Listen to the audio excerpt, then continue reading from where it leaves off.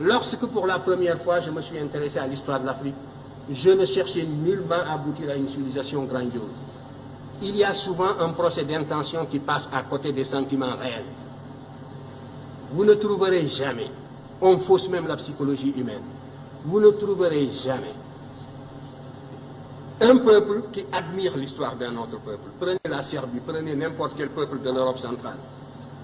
Ce que le peuple de l'Europe centrale voudrait, c'est de refaire le chemin humble que ses ancêtres ont suivi, de retrouver le lien conducteur, le fil ténu qui le lie à ses ancêtres les plus lointains, quel que soit le caractère humble de l'expérience que ces peuples ont vécu, que ces ancêtres ont vécu, de pouvoir retrouver la somme de ses réussites, de ses succès et de ses échecs, parce que nous, il est fait de tout cela. De la même façon, ce qui m'intéressait, c'était de remonter l'Afrique. Moi, quand je m'occupais d'histoire, nous étions presque une génération spontanée. On nous disait que le nègre de grande taille n'était pas un indigène de l'Afrique. C'était les théories, justement, de Rivet qui étaient en vigueur. L'Afrique était peuplée à partir de l'Océanie. Donc, le noir que vous êtes et moi, nous sommes des occupants. Nous sommes des étrangers qui sommes venus sur un sol qui nous est étranger. Les seuls habitants de ce pays, c'était les pygmées. Le noir a devancé le blanc est venu, s'il est plus fort, il évince le noir qui est un étranger comme lui. Voilà les théories qui étaient en vigueur. Quant à l'origine réelle du noir, ça se perdait dans la nuit des temps. Et notre histoire était enseignée avec des dates qui apparaissaient comme des contes d'épiciers. Alors, devant une telle situation, la seule chose qui m'intéressait, c'était, j'étais habité par la certitude, a priori, que nous sommes là, sur ce continent, en même temps que les autres, que nous avons toujours vécu ici, que nous sommes des Noirs capables, des hommes capables, aussi capables que les autres. C'était la seule chose que l'on pouvait supposer a priori. Et ce qui m'intéressait, c'était donc de retrouver ce chemin humble qui me conduirait à nos ancêtres les plus lointains. Et quand je suis tombé sur l'Égypte, mes camarades le savent de ma génération, j'étais gêné, ça ne m'intéressait absolument pas de tomber sur l'Égypte, pour ce que je cherchais. Si le fil conducteur, c'est la continuité, c'est la restauration de la conscience historique qui m'intéressait. C'est cette conscience historique qui est le ciment, qui réunit les individus d'un peuple, qui fait qu'un peuple n'est pas une population, un agrégat d'individus sans lien. C'est ce sentiment historique seulement que je voulais restituer, restaurer. Et je ne pouvais pas non plus, en aboutissant à l'Égypte, falsifier l'histoire par complaisance, pour être dans le vraisemblable du moment. C'était tout. Alors, on me demande... Motif de déplacement. Oui, le motif de déplacement, les migrations, vous savez, les migrations, il y a toujours une pression matérielle, soit des intempéries, phénomènes climatiques, sécheresse comme au Sahara, voilà, nous le savons.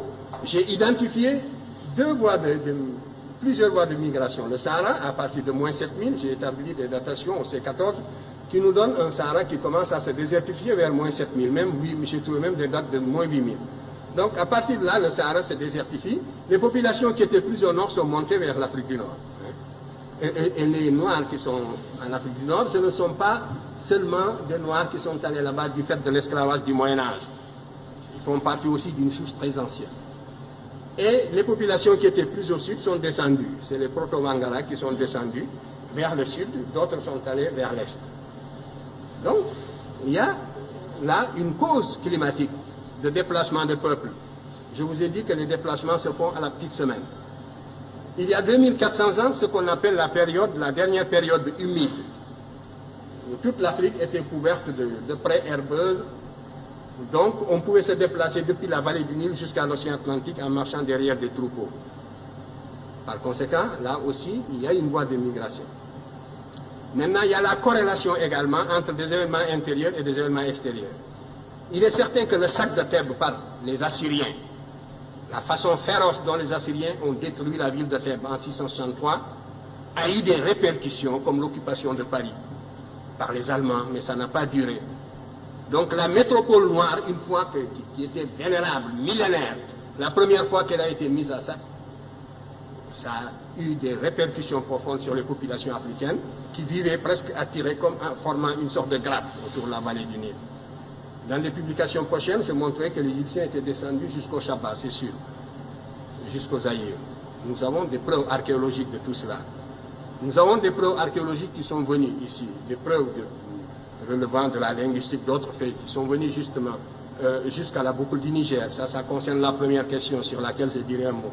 Tout cela, donc, des motifs climatiques, une pression extérieure, la victoire, la perte de la souveraineté nationale de l'Égypte a fait que les populations africaines se sont relâchées et se sont repliées sur elles-mêmes à l'intérieur pour former des royaumes à l'intérieur. Alors que jusque-là, l'Égypte était la grande métropole, un peu comme les Germains qui étaient de l'autre côté de la rive du Danube par rapport à la civilisation, au foyer romain.